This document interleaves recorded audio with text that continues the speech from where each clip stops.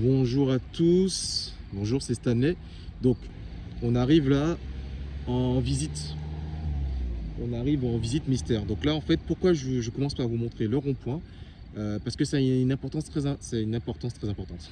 C'est important pourquoi? Ça vous permet de voir les flux des voitures.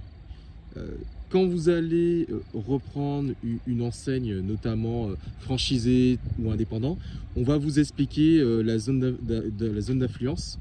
C'est en fait la zone qui vous permet de savoir s'il y a du monde, il n'y a pas du monde. Qui dit du monde dit forcément des clients.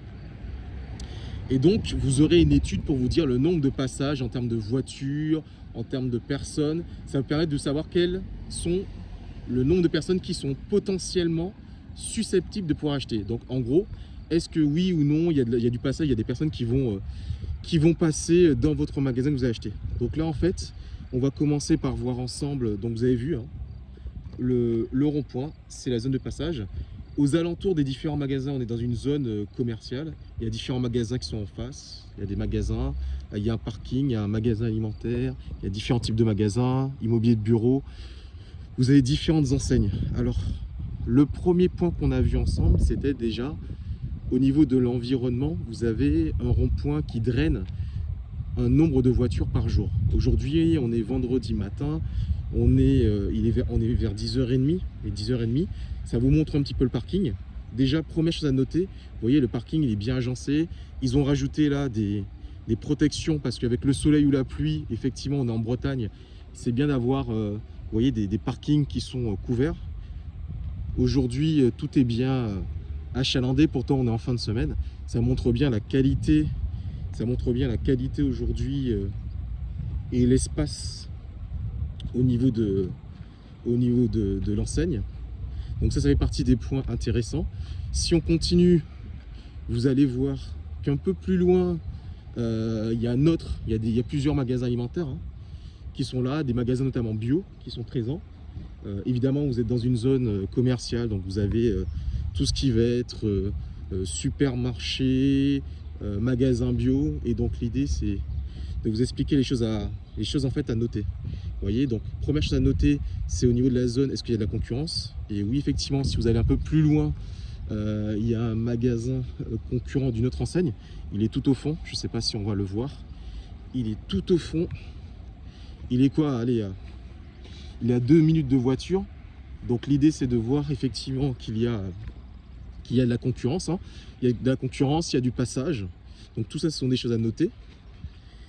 Il faut aussi également noter, comme vous voyez à l'extérieur, est-ce qu'il y a aussi des, comment on appelle ça des attractions.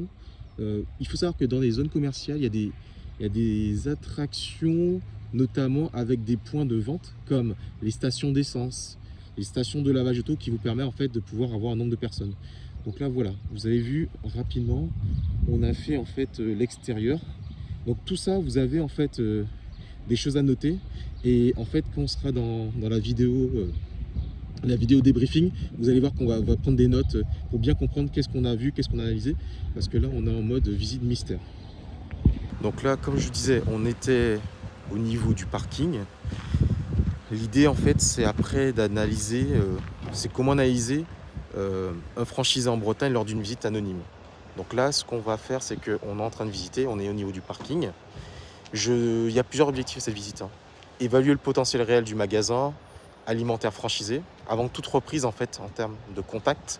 Donc aujourd'hui, pour vous donner le cadre, le cédant n'est pas au courant que je visite, les salariés non plus, donc c'est une visite mystère. À l'issue de la visite, en fait, normalement, je dois pouvoir répondre à plusieurs questions. Le magasin a-t-il une clientèle suffisante? Est-ce qu'il est correctement géré? Quels sont les risques identifiés?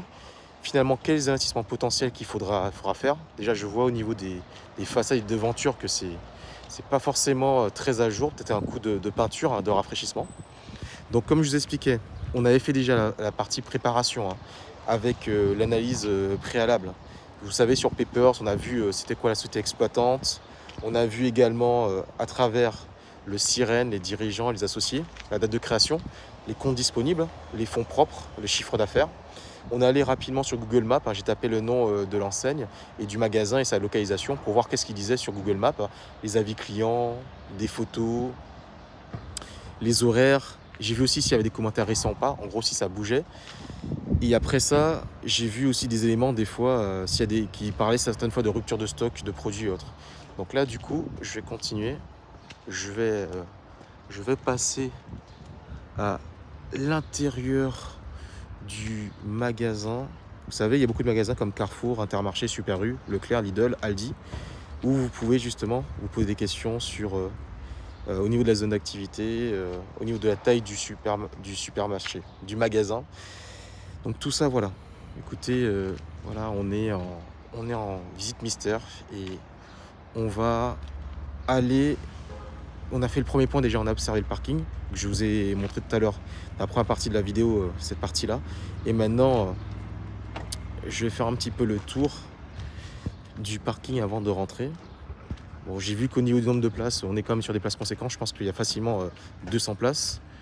Taux de remplissage que je m'étais noté, aujourd'hui il est à peu près, je dirais, à un tiers plein, hein, parce qu'on est quand même vendredi, il est 10h. Hein. L'éclairage, bah ça c'était correct, je l'avais déjà vu en soirée, parce que j'ai déjà fait plusieurs visites. Et la clientèle aujourd'hui, quand je fais un petit peu le tour, j'ai vu que c'était une clientèle plutôt familiale, avec aussi certains actifs. Voilà, bah écoutez, maintenant ce qu'on va faire, c'est que on va aller à l'intérieur du magasin pour se faire son avis. On va rentrer dans le magasin. Hop, voilà. Il y a une pharmacie à l'entrée. Ça permet d'avoir un premier flux de clients dans le centre commercial. Après, ils ont également mis